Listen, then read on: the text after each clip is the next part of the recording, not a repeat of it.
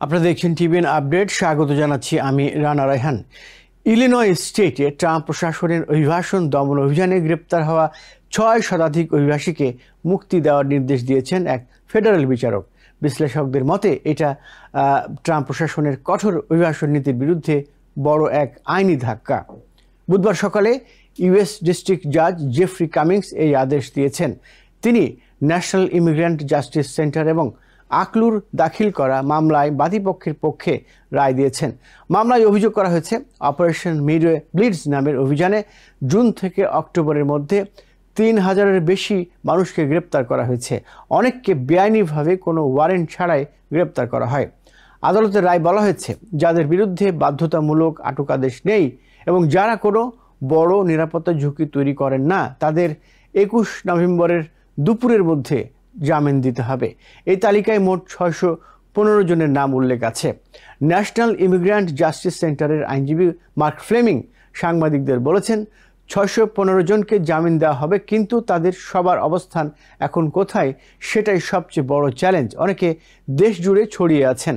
তিনি আরও জানান, সংগঠনের তথ্য অনুযায়ী অভিযানে গ্রেপ্তার হওয়া ৩,০০০ অভিবাসীর মধ্যে অন্তত ১১০০ জন স্বেচ্ছায় দেশ ছেড়ে চলে গেছেন, কারণ তারা নিজেদের মামলা চালিয়ে যাওয়ার আশা ছেড়ে দিয়েছেন। এই রায় এমন সময় এলো যখন ট্রাম্প প্রশাসন অবৈধ অভিবাসন মোকাবেলায় আগ্রাসী অভিযান চালাচ্ছে। ডিপার্টমেন্ট অফ হোমল্যান্ড সিকিউরিটি এক বিবৃতিতে এই রায়কে জননিরাপত্তার জন্য হুমকি বলে আখ্যা দিয়েছে। ডিএইচএস মুখপাত্র টিসিয়া ম্যাকলাফলিন সিএনএনকে বলেছেন, প্রত্যেক ধাপে অ্যাক্টিভিস্ট, বিচারক, স্যাংচুয়ারি রাজনীতিবিদ এবং সহিংস দাঙ্গাকারীরা আইন প্রয়োগে বাধা দিচ্ছেন।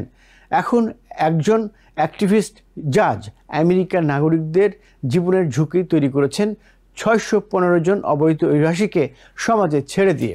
সিএনএন জানিয়েছে, সরকারি আইনজীবীরা ইতিমধ্যেই রায়ের স্থগিতাদেশ চেয়ে আবেদন করেছেন এবং আপিলের সম্ভাবনা বিবেচনা করছেন।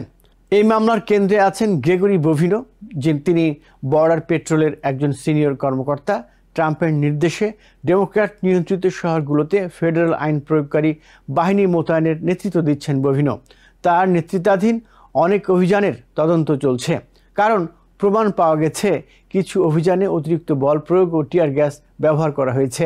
গত ৬ নভেম্বর আরেক ফেডারেল জাজ সারা এলিস বোভিনোকে তিরস্কার করেন। তিনি প্রথমে আদালতে দাবি করেন, প্রতিবাদকারীদের ওপর টিয়ার গ্যাস নিক্ষেপের আগে তাকে পাথর মারা হয়েছিল, কিন্তু পরে তিনি স্বীকার করেন ঘটনাটি আসলে ছিল উল্টা। এরপর আদালত প্রতিবাদকারী ও সাংবাদিকদের বিরুদ্ধে বল প্রয়োগে নিষেধাজ্ঞা জারি করে। অভিযানের সময় শিকাগোর একটি ডে কেয়ার সেন্টারের শিক্ষিকা ডায়ানা গালেয়ানোকে গ্রেপ্তারের ভিডিও ভাইরাল হয়। ভিডিওতে দেখা যায় আইস কর্মকর্তারা শিশুদের সামনে দৌড়ে গিয়ে তাকে টেনে বের করছেন। ঘটনাটি স্থানীয় নেতা, মানবাধিকার সংগঠন এবং অভিভাবকদের মধ্যে তীব্র ক্ষোভের সৃষ্টি করে। ডায়ানার আইনজীবী চার্লি উইসাং বলেছেন, আদালত স্বীকার করেছে ডায়ানা ও তার মতো শত শত মানুষকে অনির্দিষ্টকালের জন্য আটক রাখা অন্যায়। এই রায় তাদের ঘরে ফেরার পথে একটি বড় পদক্ষেপ। ট্রাম্প প্রশাসনের এই অভিযান জাতিগত প্রোফাইলিং এবং সংবিধানগত অধিকার লঙ্ঘনের অভিযোগে ক্রমেই বিতর্কিত হয়ে উঠছে। মানবাধিকার সংস্থাগুলোর দাবি, এই অভিযানে শুধু সন্দেহভাজন অভিবাসী নয়, শিশু, পরিবার ও বৈধ কাগজপত্রধারী অভিবাসীদেরও লক্ষ্যবস্তু করা হয়েছে। বিশ্লেষকরা বলছেন, বিচারক কামিংসের রায় প্রশাসনের জন্য একটি বড় ধাক্কা। এটি ভবিষ্যতে আমেরিকার অভিবাসন আইনের প্রয়োগে একটি নতুন আইনি নজির হিসেবে বিবেচিত হতে পারে। নিউ ইয়র্ক থেকে সম্প্রচারিত টিভিএন 24 টেলিভিশন, বিশ্বজুড়ে বাঙালির কণ্ঠস্বর।